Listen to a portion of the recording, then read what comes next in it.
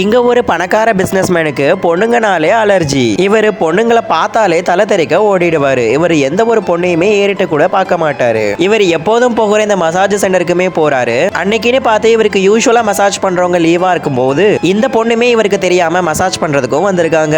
தென் இந்த பொண்ணு இவர்கிட்ட எந்த ஒரு கொஸ்டினுமே கேட்காம மசாஜ் பண்ணவும் ஆரம்பிச்சிடுறாங்க. தென் இவருமே அதை நோட்டீஸ் பண்ணல. கொஞ்ச நேரத்துக்கு அப்புறமா உங்களுடைய கை ரொம்பவே சாஃப்டா இருக்கேன்னு இவரும் சொல்ல, ஆமா சார் என்னுடைய கஸ்டமர்ஸ் எல்லாம் இதை தான் சொல்லுவாங்க அப்படின்னு அந்த பொண்ணு சொல்ல, இவருமே வந்திருக்கிறது ஒரு பொண்ணுன்னு தெரிஞ்சு அந்த பொண்ணை பிடிச்சி ரொம்பவே திட்டிடுறாரு. தென் அந்த பொண்ணு கிட்ட ரொம்பவே கோவமாவும் நடந்துட்டாரு. அந்த பொண்ணு முகத்துல போட்டிருக்கிற மாஸ்கையுமே கழட்டி விட்டுட்டாரு. இதுக்கப்புறம் இந்த அழகான ஸ்டோரியில என்னாச்சுன்னு பாக்குறதுக்கு முன்னாடி நீங்க இன்னும் இந்த சேனல் சப்ஸ்கிரைப் பண்ணலன்னா மறக்காம சப்ஸ்கிரைப் பண்ணிட்டு இந்த வீடியோக்கு ஒரு லைக்கையும் கொடுத்துக்கோங்க.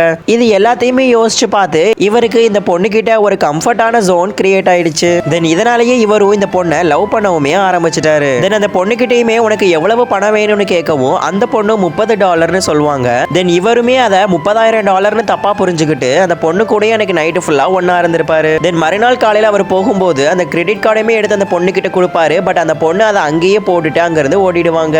இப்படியே காலங்கள் எல்லாம் கடந்து ஓடுது. இப்ப அந்த பொண்ணு பிரெக்னென்ட்டாவும் இருக்காங்க. ஹாஸ்பிட்டலுக்கு வந்து ட்ரீட்மெண்ட்டும் எடுத்துட்டு இருக்காங்க. தென் இந்த பணக்காரருமே இந்த பொண்ணுடைய நம்பரை தேடி கண்டுபிடிச்சு இப்ப அந்த பொண்ணுக்குமே கால் பண்ணிடுறாரு. இந்த பொண்ணு பிரெக்னென்ட்டா இருக்கிற விஷயத்த அவங்க வீட்டுல இருக்கிற எல்லாருக்குமே சொல்லிட்டாரு. தென் அவருடைய வீட்டுல இருக்கிற எல்லாருமே இந்த பொண்ணு கிட்ட ரொம்பவே பாசமா நடந்துக்கிறாங்க. இன்னும் கொஞ்ச நாள்ல பிறக்க போற அந்த வீட்டுடைய வாரிசை நினைச்சு ரொம்பவே சந்தோஷப்படுறாங்க. தென் இந்த பொண்ணையுமே அவருடைய ரூமுக்கு கூட்டிட்டு போயிட்டு இனிமே இந்த வீட்டுடைய மகாராணியே நீதான் அப்படின்னு சொல்லிட்டு இருக்கிறாங்க. என் பேரே உங்ககிட்ட இனிமே கோவப்பட்டான்னா எதா இருந்தாலும் நீ என்கிட்ட சொல்லுமா நான் பாத்துக்கிறேன் அப்படின்னு சொல்லிட்டு இருக்காங்க.